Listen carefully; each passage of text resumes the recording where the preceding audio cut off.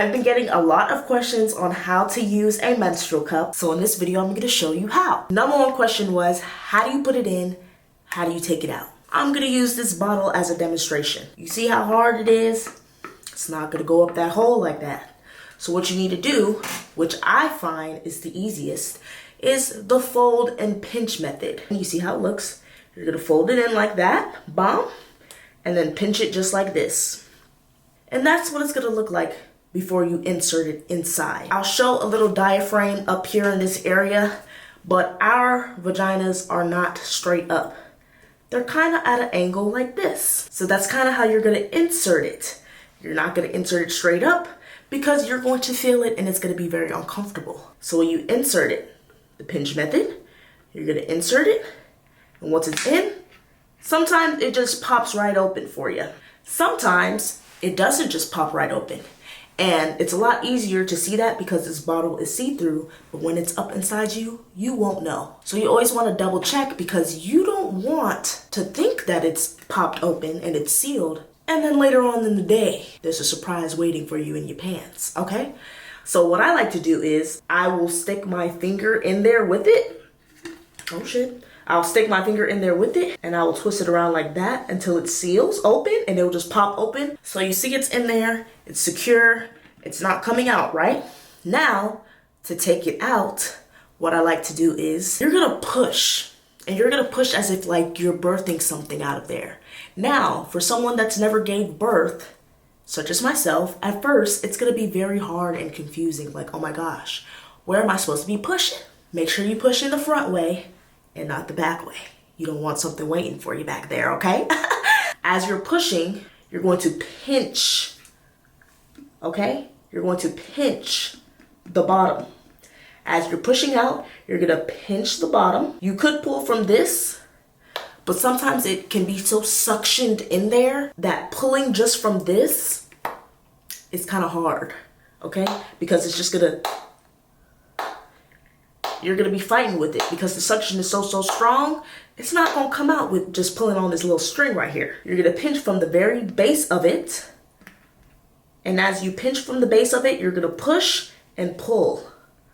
Push and pull, and then it's just gonna pop right out. If you pinching it doesn't work, because sometimes that can be a little bit uncomfortable as well, what you can do is stick a finger in there, break the suction so it's not sucked onto those walls, and then pull it out. That also makes it easier as well. Sometimes this little stem at the end is going to come longer than what it is. I'm not quite sure if I remember trimming this or not. It doesn't look like I cut it, so I think this was fine to me, but sometimes it's too long for people. But what you don't want to do is you can trim it so that it's easier for you and it's not so uncomfortable, because some people's cervix is lower and some people's are higher. So it all just depends on what you got going on down there. But you don't want to cut it too short because you don't want it to be too hard to reach your cup. Because if you can't reach your cup, you got to stick your fingers deep in there to try to get it back. Okay, and we don't need that. I personally only take this out at my home, whether I'm over the toilet or if I'm in the shower. I will never, and when I mean never, I will never take this out in public, just because you've seen how you have to get your fingers and your hands all up in there. It can be a little messy, and you don't want to stick your hands and fingers in there if your hands are dirty. Okay, you can wash your hands at your public bathroom, but there's so many different obstacles before you get inside that stall. Your hands get dirty again. So I recommend doing this at home. And also because it can be a bit messy. Sometimes you can pull it out without it spilling, okay? Especially if it's on the lower end, if the blood is just down here. But on a heavier day, the blood can be up here. More than likely it's gonna spill, especially if it's high, if the blood level is high inside this cup. That's why I like to take it out in the shower, or I like to take it out over the toilet. To clean this and replace this, what I do is I'll take it out, I'll dump the blood inside the toilet, inside the sink, inside the shower. I'll wash this with soap and water. I use the soap that I bathe with. You can use whatever soap you like. Try to use a mild soap that's not too harsh, because this is something that is going up there.